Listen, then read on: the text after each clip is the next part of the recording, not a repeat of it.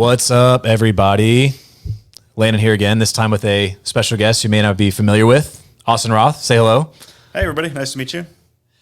Today's episode, we're going to get Austin's story. A lot of you guys know Austin. Austin was the co-founder of BreakTurn, done a lot of really cool things helping veterans, but his story you may have not heard.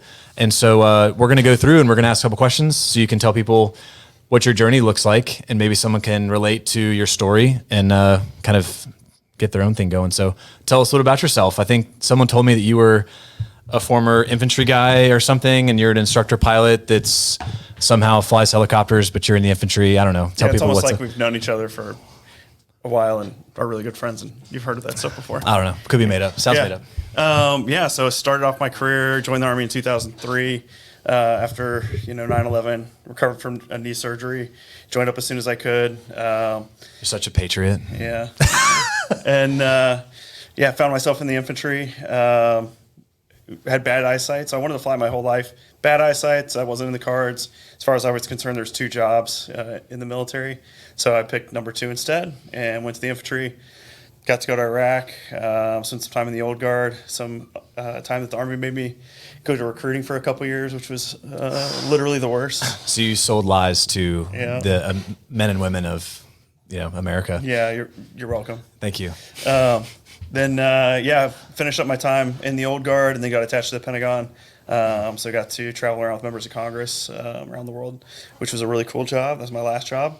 And I used that to kind of segue into flight school. So that was kind of a strategic move to go to that job because I knew I'd meet kind of all the right people. So you put yourself in a position where you could succeed based off your decisions. Yeah. That's so bizarre. Yeah, you could say that. So I ended up in the Pentagon and had lots of good mentors, people I still keep in touch with. And then, got some good letters of recommendation. Had kind of a unique job, when you're applying for something, anytime you can kind of stand out. And that's just a job. There's only 6 people in the Army that do that job. Wow. And so segued that. No big deal. So ended up in candidate school as a warrant officer. Picked Blackhawks number 1. Went and flew Blackhawks. Flew the Mike model the whole time, which is fly the Mike model. It's better. Fully coupled autopilot. That's all I need to know. Fly the Airbus of Sikorsky's. Yes. If you know, you know. So yeah, if you don't, you can't afford it. Yeah, I went from there, and I knew the minute I showed up went to Fort Campbell. So I knew the minute I showed up to Fort Campbell that I wanted to be an instructor pilot and a stands pilot. I just always loved training as an NCO. And just teaching people new skills and stuff and mentoring people. And that's kind of the job that lends itself best to that. So 159th shutdown, we got back from Afghanistan, which was the other aviation brigade at Fort Campbell. So the Army said, well, you don't have to go home, but you can't stay here. So I ended up at Rucker as an instructor pilot 2 years after leaving flight school. And then stayed there for 3.5 years. Then did a tour in Egypt, retired out of Fort Belvoir became an SP standardization pilot and instrument evaluator in Egypt, and then Fort Belvoir after that, doing the VIP mission there. Man, so you started as, I remember I don't know what state we were in. I think you were still in, where'd you used to live? Virginia, maybe? Yeah. We were at your house, and you were telling us stories of when you would knife hand people as an NCO. And I was like, Austin, because you were some story about Iraq and a Humvee and people getting shot at, and you're like, yeah, and I would knife hand these guys. And I just thought it was funny because I didn't know. I knew you were an infantry dude and the old guard. I'm like, that's kind of cool, uniform and all that stuff. But then I was picturing you as this knife hand NCO, and it was a joy. Well, basically every NCO in the infantry, even if you try to fight against it, becomes a knife. At some point, somebody does something, and you just find it happening. Just comes out. Yeah, you're like, you're such an idiot. You can't stop. You're trying to stop yourself. And you can't help it. So, all right. So you were an infantry grunt dude, NCO, and then you our recording guy is telling me not to beat on the table. All right. So flight school, Rucker, Novo, sole instructor pilot. So then let me ask you this. So you were flying helicopters, you did your 20, you retired. there was a crossroads where you were going to be done with the military, you and your family, and you made a decision to go to the airlines, apparently, when you could have done really anything else you wanted, all things considered. What was your thought process, and what were some considerations you made when you were looking at that finish line with the military to say, I want to pursue a potentially long road of going airlines? Yeah, so went to Afghanistan with one of the board members for RTAG. So I kind of got to watch him through his airline journey. Met the other guys through him, and my paradigm for the airlines was always my uncle, who's a retired Air Force B-52 pilot. I watched him go through the airlines in the 90s. He lived a mile down the road, so I got to see it really firsthand, and it seemed terrible. The airlines seemed terrible? Yeah. It was a lot of time gone. At that time, he was at a regional for almost 10 years. And it wasn't because he wasn't qualified or anything like that. That's just back then, that's how long it took. Regional pay, he was making like, I don't know, $20,000 a year or something like that. And so it just didn't seem like a very good career choice, unless you just love flying, which I do love flying, but I also love feeding my family. And I love seeing them. Kind of necessary. Yeah, he also commuted the whole time, so he was just never home, not making any money. So it just didn't seem like something I was very interested in. And even though I had this, these influences around me where I was kind of seeing other people's journeys and stuff. And as time progressed, the airlines were kind of getting better and better and better in terms of what you could do as a helicopter pilot specifically, but also just the regionals were starting to pay a little bit better. The timeline to go from a regional to a low-cost carrier to a legacy was shortening. And so I was about 2 years from getting out of the Army. And tore my ACL, was getting knee surgery. Again, right? Yeah, I've torn it twice. Solid. I've had 4 knee surgeries on that knee. Sorry, what? 40? 4. Oh, I was like, dude. No. Okay. Yeah, 40, I mean, 4's a lot still. 40 would be like just amputate. I was like, yeah, you don't have a knee anymore, man. Yeah. I feel like I don't have it anymore. I only had 4. So I was sitting on the couch recovering from knee surgery, and I was like, man, I should probably be an adult here and get a LinkedIn profile. I got to figure out. I got 2 years. I got to figure out what I want to do with my life. And so about 2 weeks after I put my LinkedIn profile out there, I think it was the first LinkedIn message I ever got. What is this? Yeah. What is this red bubble on my? Like, ding! I look at it. How do I check this? Yeah, and the message said, "Hey, saw your profile. Saw that you're a former Army infantryman.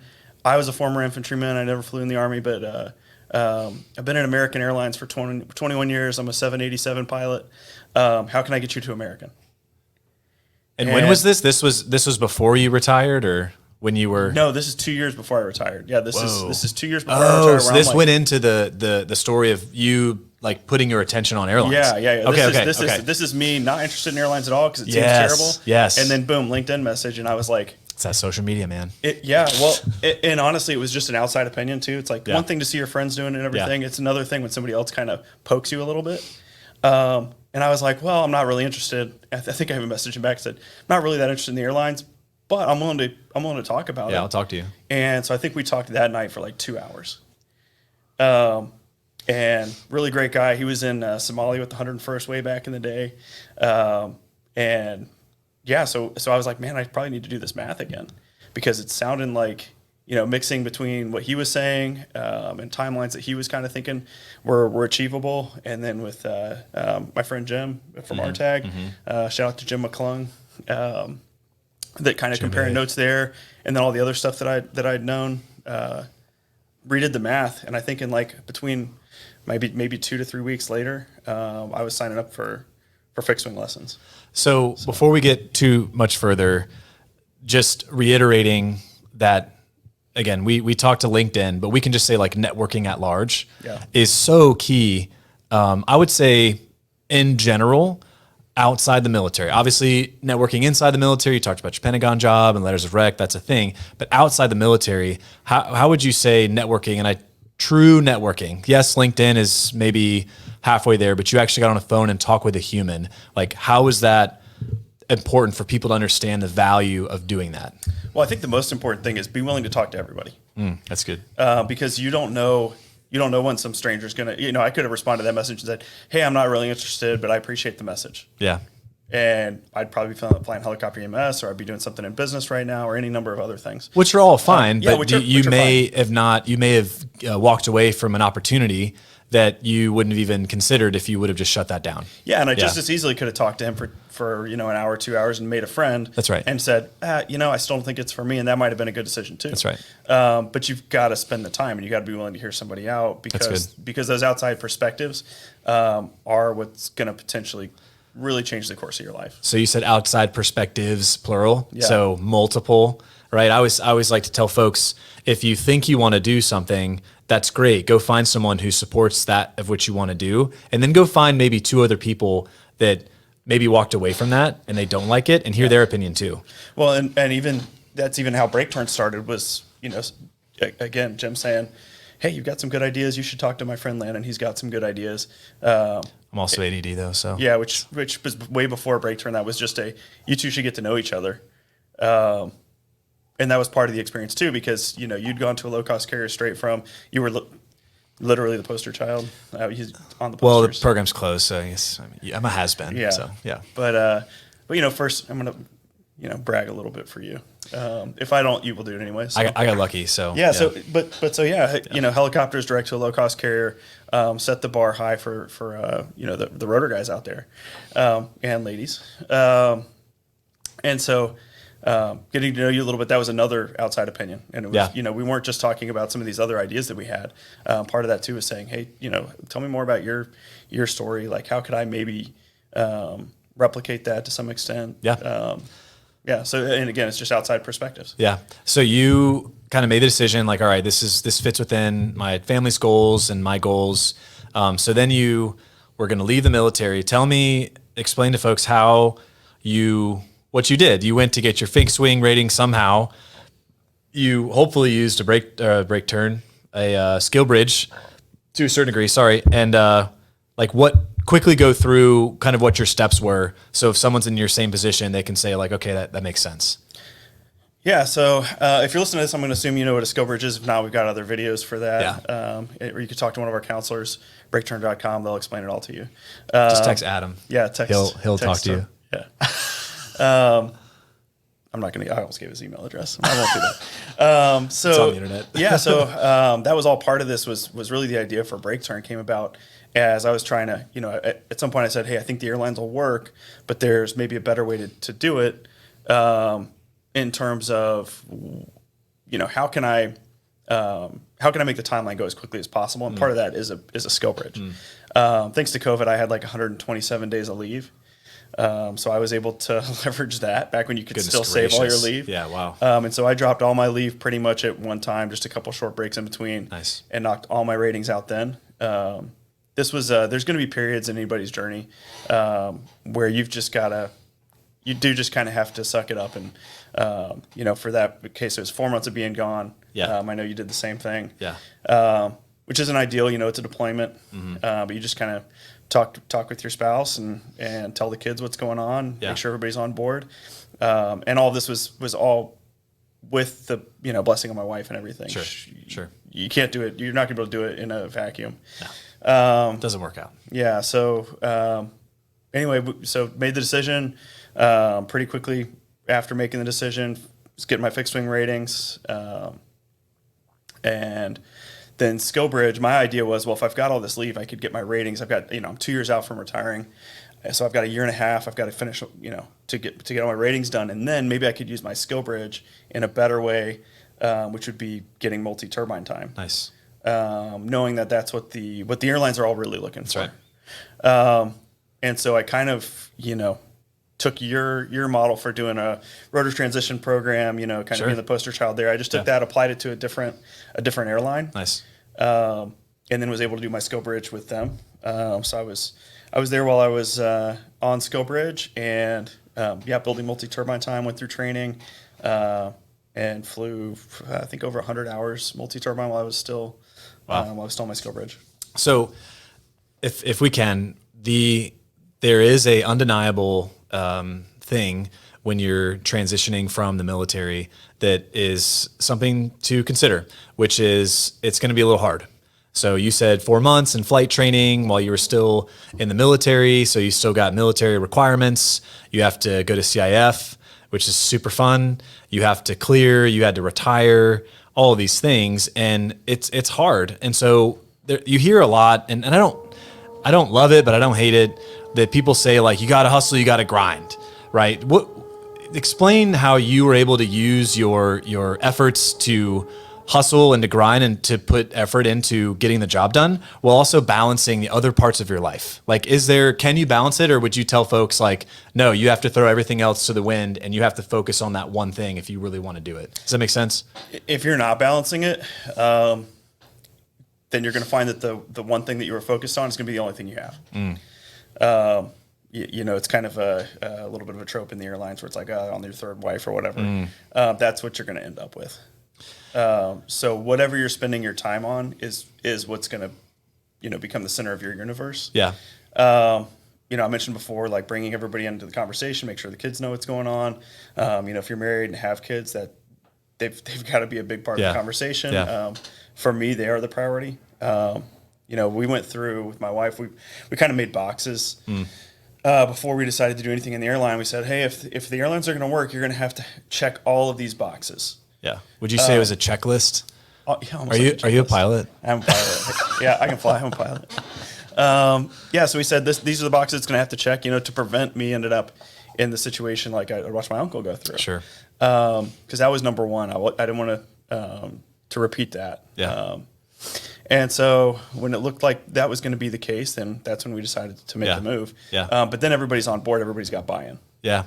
So what you're saying is hustle and grind, but do have like a diligent plan, have a disciplined kind of approach to it. Don't just say, I'm going to full send with no consideration of timeline and a family and the other things that are important, right? Because somewhere in there you had to do, which is another episode entirely, but somewhere in there you had to do your VA stuff.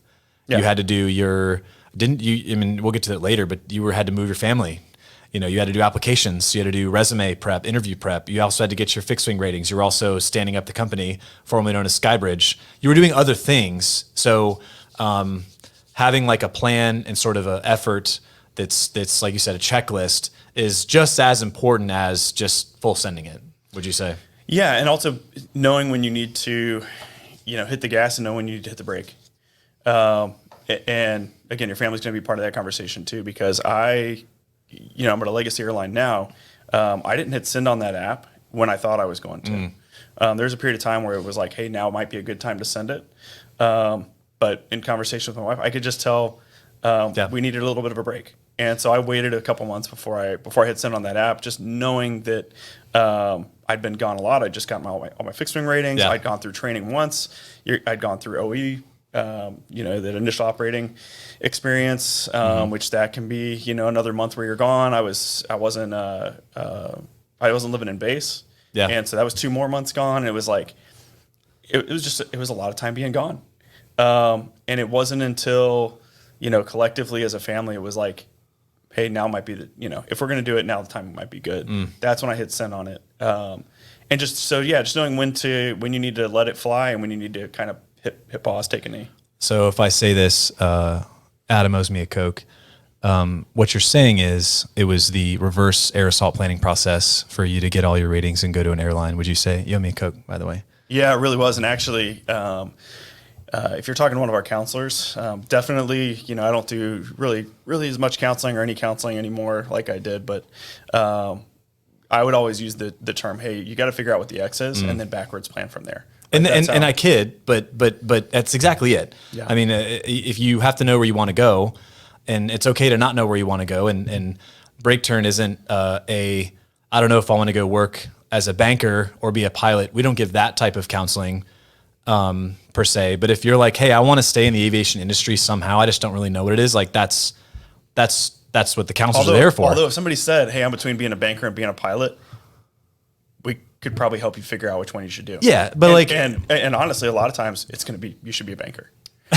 Right? It will. I mean, if you're going to be honest with people, like it's going to be, hey, show me what you need. I have to be home. I've got my mom's sick or whatever, and so I have to be in this geographic area. I can't spend more than this many days a month gone.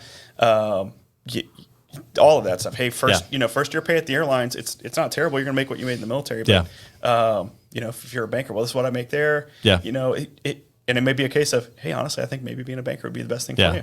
But in order to be for us to help you, for BreakTurn help you have to kind of know where you're going. So for you, so you said you're at a legacy, you snuck that in there. So I want you to tell folks, so where are you now? And you said you were to low cost before. Like, wait a minute, like why did you change your mind? Like what was your calculus to end up where you are now? Yeah, and that's one of the hardest things, talking about the air assault planning process, the backwards planning, right? That's one of the hard things for anybody in the military is that we're used to the X is defined by whoever we're supporting. So if you're a CAS platform out there, or you're doing an air assault or whatever, then the unit that you're supporting is going to say, here's where the objective is. They define that, and then your whole job is to work in the gray areas between there. You don't have that. You're self-supporting at this point.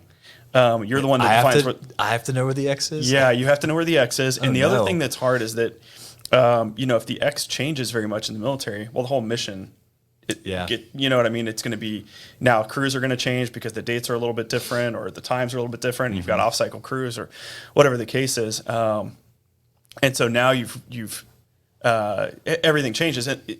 Once you stop doing that in the military, and now that you're trying to do it in the job business where you're trying to find yourself something, you're defining your own X, and it's okay if the X moves. Yeah. And you need to know when it's okay that the X moved, or when it's time to move the X. Yeah. And so kind of going through the process, ratings, went to a low-cost carrier. One of the things that I did was I said, hey, let's pick an airline that I think would do a few different things. Number one, if the music stops, everybody likes to talk about that. If the music stops, music's never going to totally stop. People are always going to be retiring, but the music can change its pace a little bit. So if the music changes its pace, and I end up somewhere longer than I'd expect it to be, I had to pick an airline that I think I will fit in here for a long time. The pay is enough. I don't have a lot of financial needs, and then I don't have expensive taste, but I do have 4 kids. So I got to be able to feed them. Kids are expensive. Yeah, kids are expensive. Fun fact. Yeah. So, I got to be able to pay the bills. I've got to like the company that I'm working for. I've got to know that they have some of the right business strategies, and I wanted to fly a plane that I thought I would like. And so then if the music does slow down, I end up there for 3, 4, 5, 6, 10 years with the rest of my career. It's somewhere where I could build a career if I needed to. So that was the first goal with the low cost carrier. And then the other thing was somewhere that I thought would be looked favorably upon by a legacy airline. Should I decide to go that route? So leaving your options open. So you picked a place where you knew that if things didn't go as planned and the industry kind of slowed, that you would be fine and happy and be joyed to stay there and do everything, while simultaneously seeing, okay, well, what else is out there that I could potentially posture myself for? You were kind of doing both. Yeah. Okay, yeah. that's good. I kind of try to give myself max flexibility. That's good. That's good. Not everybody can do that, but I think if you're like, well, I'm only going to be at this place for, training plus 6 months or something. And so you're like, well, this isn't going to work, but I can do 6 months there. Yeah. And then you end up there for a year or 2 years or 5 years. You're setting yourself up for some pretty significant. Well, and not that it's not that we're being judgmental, but if you go into something knowing that you don't like it there and want to leave, it's how does that, that's not ideal, right? You want to go somewhere that you want to work, like you said, that you want to stay and you enjoy the people around you. And then if another opportunity comes up, that's great, but it's not like you're. I guess I would tell people to shy away from essentially using folks and companies. Absolutely. Really, if somebody goes there with the intent to leave, in other words, I will not stay at this company. Yeah. I know that it happens. I'm not going to, badmouth individual decisions, or but I couldn't do that in good conscience. I couldn't interview with a company and essentially, because you're going to be asked questions to the effect of, how do you see yourself here long term? Do you see yourself as a captain here? And I always wanted to be able to answer those honestly and be able to say, yeah, I see myself as a captain. Correct. Here. Yeah. And then when the time came to interview for a legacy, it made it really easy because they're going to ask them those same questions. Yeah. Hey, well, what's making you want to leave your company now? Right. That kind of thing. Or where else do you have apps in? And it made it really easy for me because I was able to say, I only have apps in here because I would only leave the company I'm at now for this company. Right. Right. Because I'm pretty happy where I am, and I love the company, and I love the people I work with. Yeah. So this is the only place I would go to. Yeah. And they actually went, seriously? I said, yeah, I only got one app in. Yeah. So Do you think, here's a point blank question. There's no way to tell because what's happened has happened, but do you think that if you would have tried out the gates, you're a helicopter pilot with a bunch of hours, you went and got your fixed wing ratings, which is defined as a commercial multi-engine instrument rating on a multi-engine aircraft with your 250 PIC, right? For everyone out there tracking. Do you think that you would be at a legacy now if you didn't first say, hey, I really like this low cost and I think it's a great fit, and went there? Do you think that you'd be at a legacy now if you didn't first make a pit stop, unknowing pit stop at the low cost first? No, I don't. A few different things. Number one, it was flying the right airplane, the right size. Yeah. 40121 carrier, which the legacies do look favorably upon that stuff. Yeah. That's just part of that is the education process of knowing what these companies are looking for. It's like, can you get there other ways? Yeah, you can. Matter of fact, we've got a counselor who got to a legacy about the same amount of total time as I did. Yeah. And he didn't go to a 121. He went to a 135. He went to 135. Yeah. That's cool. And so, depending on your background and everything, you can end up in the same place with different paths. Yeah. I just gave myself kind of what I thought would be the highest probability. So I'm not saying that's the way to do it. You have to go to 121. You have to go ultra low cost. I don't think the low cost thing matters that much. Regional low cost, I don't think that much. But yeah, there's a lot of different ways to go there. But I went with what I thought was the highest probability. Yeah. And I like that. And the reason I want to bring that up is because a lot of folks that we'll talk to will say, I don't want to go to a regional, or I don't want to do this or that, which is fine. Hear me out. Like, I'm not here to judge, and people have different goals, but they think of it as I'm above that. And there's nothing above anything. Going to a great job and a great career, there's no, Trent's yelling at me again. I told you I'm ADD. Go into a great airline, a great career. If you want to stay there for a little while, that's fine, but don't shy away from saying, no, I'm not going to go to an ultra low cost because I want to go to legacy first. It's like, okay, well, while you're waiting and struggling to get hired, I just went over here and then went over, I got there before you. So just careful about your resistance to take a job that you feel like you maybe don't want for reasons that you may not understand. Don't be blind to maybe those opportunities. Another thing, kind of one of the last questions I had for you is you have a unique story. And when we talk about posturing for interviews, for resumes, we always tell folks, what makes you unique with your resume, right? Oh, I'm a instructor and I was in the military, and it's like, okay, I got you, but all of your peers are saying the same thing, right? The military is really good at telling you what you're responsible for. They're not great at telling you what your achievements are. By that, I mean, if I took your name tape off and put on another instructor pilot's name tape, would your evaluation report read the same? And the answer is probably yes. Yeah. If it's that unique thing where if you weren't there, that it wouldn't have happened, that is an achievement. Those are rare in the military. So what is something you did, and it's like what we're doing, what is something you did that when you briefed and you interviewed for these companies, there was kind of a value add on your resume, and how would you encourage others to maybe pursue doing something like that to kind of help them?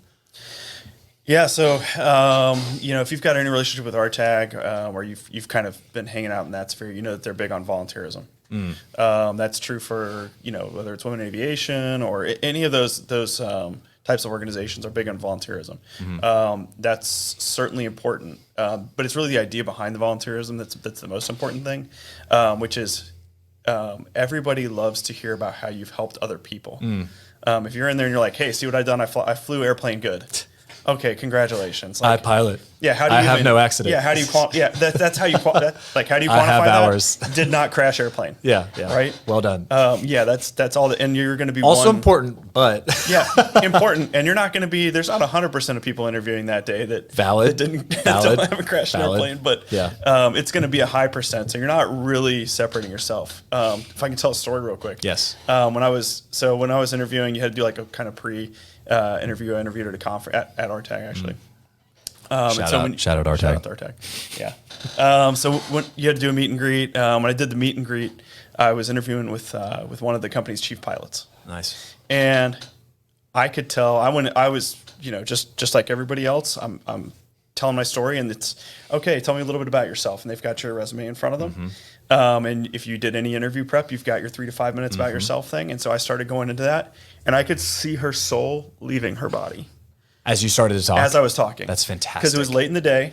And I saw it in her eyes that she had heard that same thing. You know, I joined military. I flew good. I'm a pilot. I can fly. Retired. It was, she'd heard that story. Yes. And so I was like, okay, new plan. And then yada, yada, yada, BreakTurn. Nice. So I did have something a little bit unique, and that could be volunteering. It could be something like starting BreakTurn. And, as I started explaining that to me, all of a sudden I could see her kind of sit forward in her seat, and she's like, so how did you do that? So you were still, when you started that, you were still in the military? And so you were just helping people out? Like, so what do you charge veterans? Yes. Oh, no, it's free for veterans. We don't charge them anything. So they can just come and get all this counseling and this stuff for free, and you just give it away? Yeah, absolutely. And so as we were talking, she just goes, and she sat back in her seat and she goes, so what you're telling me is that for the last almost 2 years, you've been pushing people that were going to end up in Legacy Airlines, and you couldn't be there yet because you're still in the Army, and you were pushing them there. But if you end up getting this job now, you'll be able to pull them there. And I said, yeah, that's pretty, in a nutshell. Yeah. And we talked for, I think the allotment's like 15 minutes or something. Yeah. They get you in and out. They make a decision pretty quick. For sure. We talked for 45 minutes. Wow. And she kept saying, I'm sorry to take up so much of your time. I'm sorry to take up so much of your time. I insist. Yeah. And I was like, no. Can we get an appetizer over here again? Yeah, exactly. And so, but that was like very game changing. It's just interesting having something that's like a little bit unique, especially as it relates to helping other people. I love that, because I know in aviation it's hard because the logbook matters, your ratings matter, you instructor, pilot stuff matters. But at the end of the day, that people really care about how you're kind of giving back. And so the story that a legacy airline spent 45 minutes with you, and they weren't, if I'm not mistaken, they weren't interested in what you did in aviation. Yeah. They did kind of, because they're like, got it, pilot, ratings, hours, roger that, right? They cared more about how you were serving others, how you were a value proposition to those around you, right? You weren't bragging. You weren't even humble bragging like, oh, I started a multi-million-dollar tech company. I mean, if you did, that's cool. Obviously deliver it in a way that's not pretentious. Yeah. But the fact that they wanted to talk more about BreakTurn than they did about your aviation career speaks volumes to the folks out there. When we talk about resumes, it's what do you do, man? Like what makes you different? What are you doing for those around you that's your other guy, if you take the name tape off and put it on, that they can't say they've done too? And that's a great example. I think we gave the guy, Jason Whitehead. Yeah, the scholarship. Why? So BreakTurn gave a scholarship away at the last RTAC conference, whatever year it was. And the guy that won the scholarship, his name is Jason Whitehead. Why did he get it? Do you remember why? So, we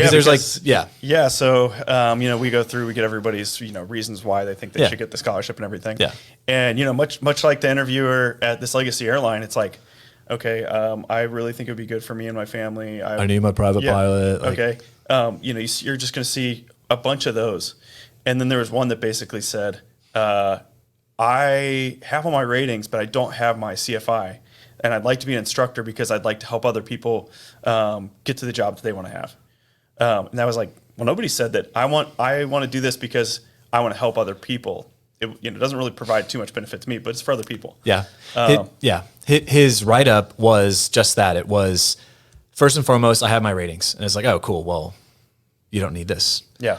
And then he said, I want to be an instructor pilot because I want to give free ground school lessons, because for those who may not have entered the pipeline yet, you pay an instructor pilot their hourly rate for sitting at a table for 3 hours telling you about runway incursion and, what's it called? Chandelles, right? You're not flying, but you're still paying. So ground school lessons from instructor pilot are worth money. And he was saying, hey, I want to get my instructor pilot license so I can sign people off on ground school. And we're like, that's really cool, because you want to use this to give back, not just to get your thing. Not that there's any problem with people wanting to get their own thing, and we get that. But the sentiment there is, like you said, how do you help other people? And fun fact, I don't think I've said this before to anybody. Austin's like, don't. I'm like, I know. I'm a loose cannon.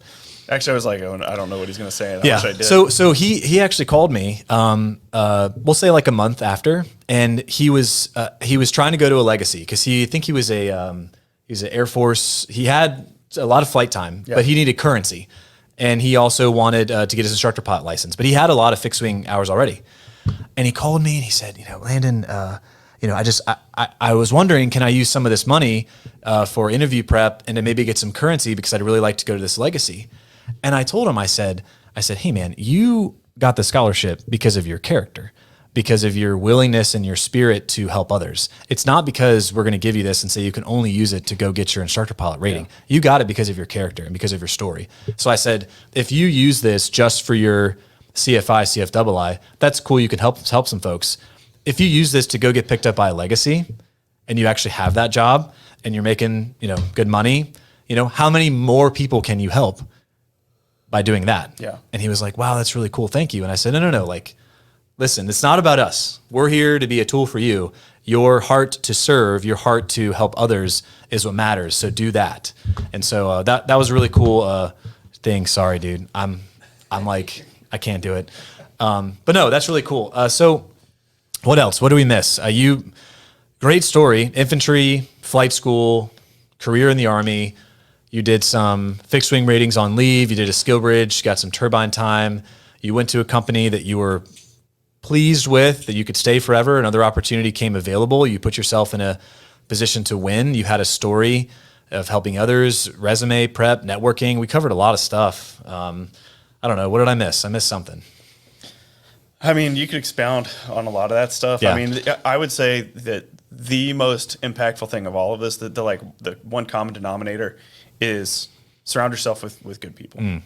Friend, just random internet stranger, made a friend there. Yeah. My wife is an amazing partner who's can talk through this stuff and understand it, and she puts the time in to really know what's going on. She's also one of the co-owners of BreakTurn. Then Landon, obviously you and I met not that long ago. We met on the phone. A few years. It was like a blind date type thing, I think. Yeah, and then within 2 or 3 times of talking, we're spending 6 hours a day talking to each other. Yeah, I hate giving him credit, but I was at Eric Sapita's house. What's up, Eric? You need to log some more miles, dude. Yeah. I was staying at Eric's house, Sapita's house, when I was sitting in reserve in Tampa, and he would be like, dude, who are you talking to? Yeah. It sounds like a dude. I'm like, it's not my wife. He's like, how are you spending so much time? And I was like, dude, it's Austin. We're trying to stand up this company that helps veterans and everything. And he was kind of Josh with me because we would just be on the phone for 4 hours. Yeah. Yeah. It was fun. But yeah, so it's, surrounding myself with just the right people that you can talk to, that you've got stuff in common with. And it doesn't have to be that you even share the same background, but that the same things get you excited and everything. And then actually listen to them. Their path isn't going to be your path, but they may have one part of their path that you can use and now apply to yours. So that would be the biggest thing, is the people that you surround yourself with are going to be what really determines the course of your life. You're your 5 closest friends, right? That's the thing. So that's really good. Well, I appreciate you sharing that with us. I know a lot of people maybe not know your story at length. So thanks for sharing that. And I'm glad we're able to meet up. Austin's actually on an overnight. He has to go fly tonight. You're going to Dallas? Yeah. Yep. He's on a DFW. So we're here at Connect Nashville. It's an awesome place. If you guys are in Nashville, you have to check out Connect. They've got a lot of great facility. They have this space for us to kind of shoot some of these podcast interviews. It's super cool. But if you're a maintainer, you're going to have the opportunity to come check it out soon. Yes. Spoiler alert. I don't know if we're going to air this, but we're going to do a massive AMP mixer education thing here at Connect Nashville, just because there is a lot that we learned about from a buddy of ours named Nick about AMPs that I never knew. Like, I didn't know that, this is getting off topic. I didn't know that AMPs, you need an AMP to work on a roller coaster, a cruise ship, a train, and airplanes. But anyways, more of that later. Thank you for telling your story. I appreciate it. And until next time, we'll see you guys later. See ya.